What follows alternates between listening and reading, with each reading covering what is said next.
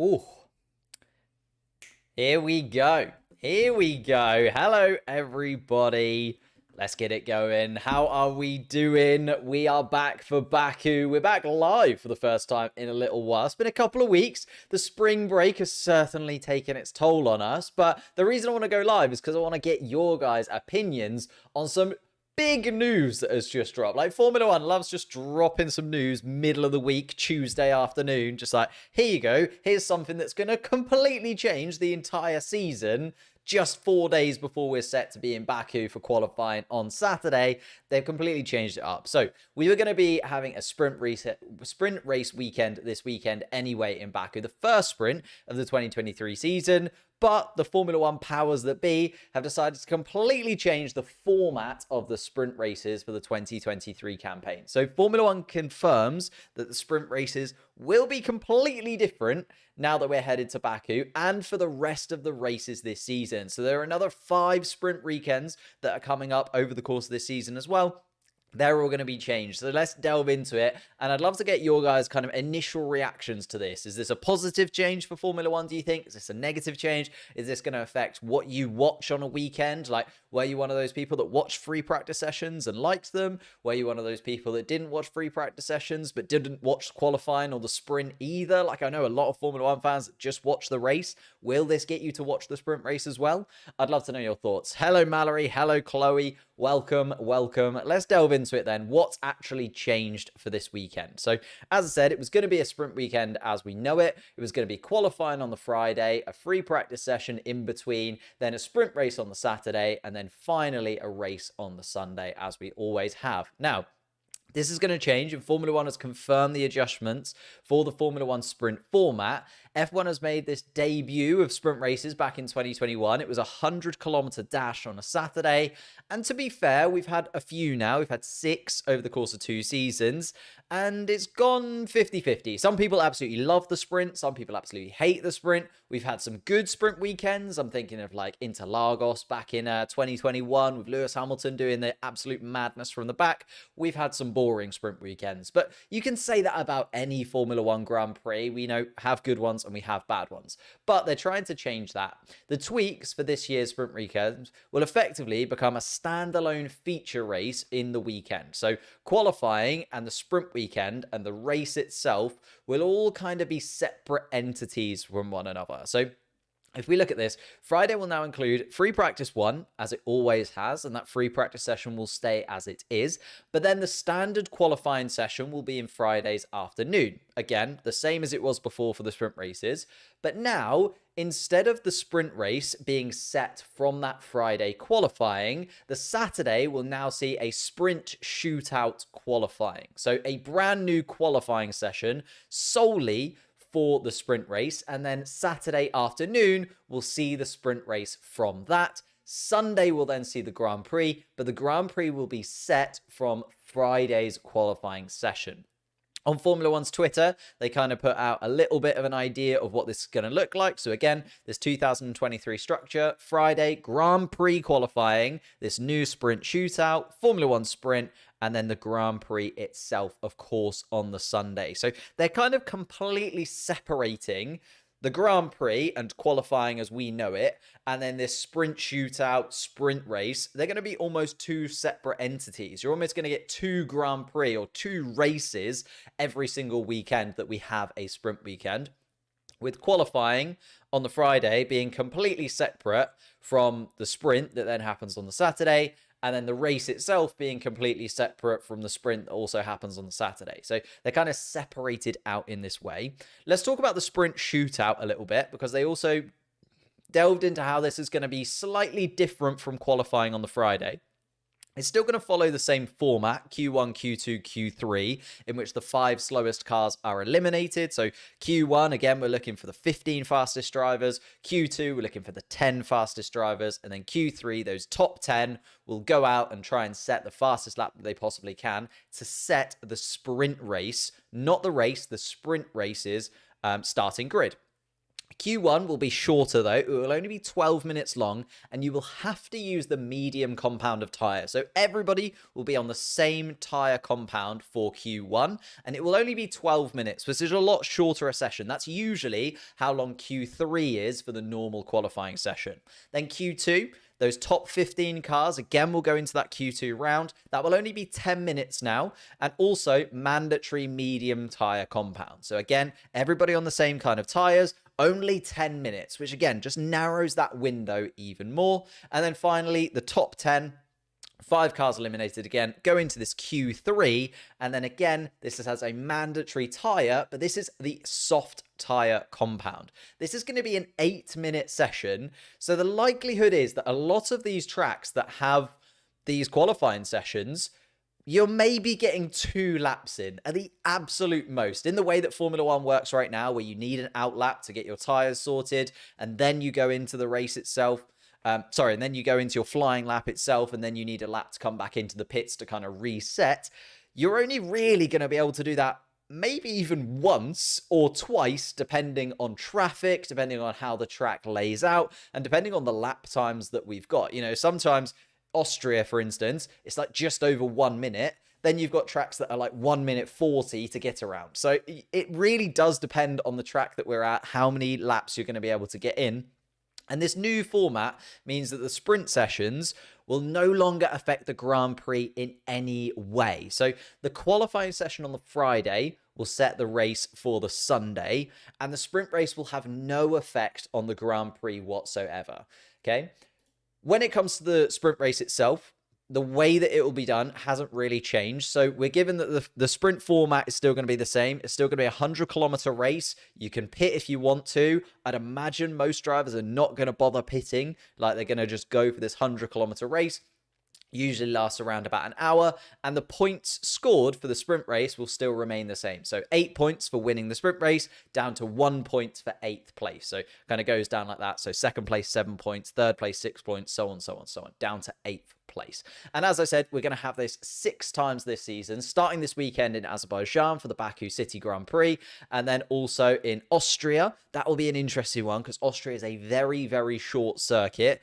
Belgium in Spa, we've got Qatar, the United States, and also Sao Paulo as well. So 5 more of these sprint races beyond this weekend in Baku, but they are all going to run with this new format to them. This format that has been confirmed as practice, Grand Prix qualifying, sprint shootout, so qualifying specifically for the sprint race itself, and then Sunday, the Grand Prix. Now, the final question that I kind of had was, what about penalties? What about the engines and so on and so forth? And kind of delving into that a little bit, just before I get to your guys' opinions on this. Leading on from this, applying penalties for the Formula 1 sprint events has been set out as follows. Any grid penalties incurred in free practice or in qualifying will be held and applied to the race. So any penalties that you get during that free practice session or qualifying, or if you mess up qualifying on the Friday, then you get that applied to the race itself. Any grid penalties that are incurred within the sprint shootout, so within that sprint qualifying, that is going to then need to be applied to the sprint. So won't affect, again, the Grand Prix whatsoever.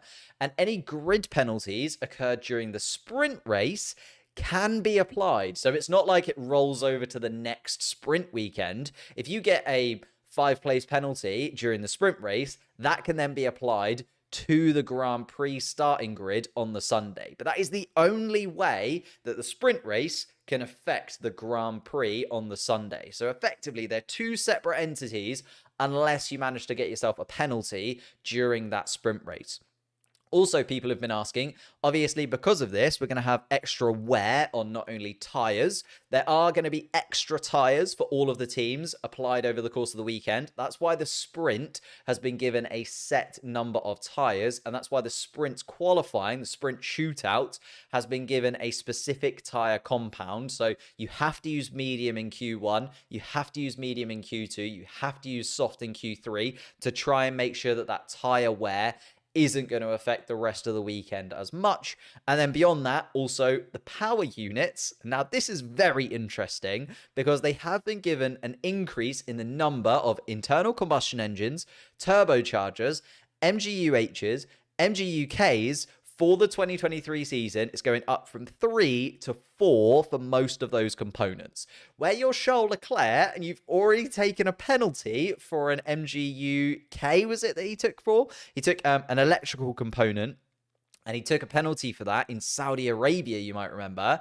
He now has access to another one of those engine parts, but obviously it's too late. He's already incurred the penalty, so I don't know how that will work. Maybe when he gets the 5th one, he won't get a penalty for that. That'll be very interesting to kind of see what Ferrari do and whether or not Ferrari have some kind of input into that, and how the qualifying and the actual parts of the car, the internal combustion engine and so on and so forth, are actually going to affect the rest of it.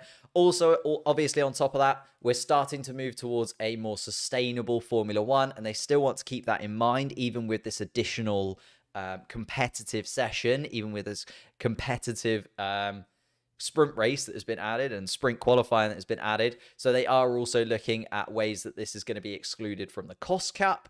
They're also looking at the ways that this can be suitably done to be more sustainable. You know, obviously the cars still run in a free practice session anyway, so the carbon footprint, carbon offset isn't too different. It's a little bit different, but not too different, because of the way it's been set out. And then also they've said that, you know, donations to charities are engaged with promotion in environmental sustainability projects and carbon offset programs is also what they're going to be doing to try and offset a little bit of this extra that we're going to see. But basically, what it boils down to is we're going to see more competitive sessions in Formula One on a sprint weekend. We're going to see this completely separate sprint Saturday, and then the Grand Prix and qualifying almost the way that they are on a normal weekend, just the qualifying on a Friday shifted forward a day or so. So only one practice session on a sprint weekend, which is very interesting considering a lot of teams are also bringing brand new packages to this weekend in Azerbaijan, and they're only going to get one free practice session to try and see if they can make them work. Let's see what we've got then. I think it's going to be interesting to see how this will be an advantage / disadvantage to the teams. I think this is actually quite an advantage to some of those smaller teams, because they can take a little bit more of a risk in the sprint race. Now you could argue, is it worth taking the risk when the points available are very small? That's one or the other way, right? But they can kind of go for it a little bit more in the sprint race. I think that's why they've tried to make the sprint completely separate to the Grand Prix. You can have an absolutely terrible sprint race, right? You can qualify for the normal Grand Prix in 5th place.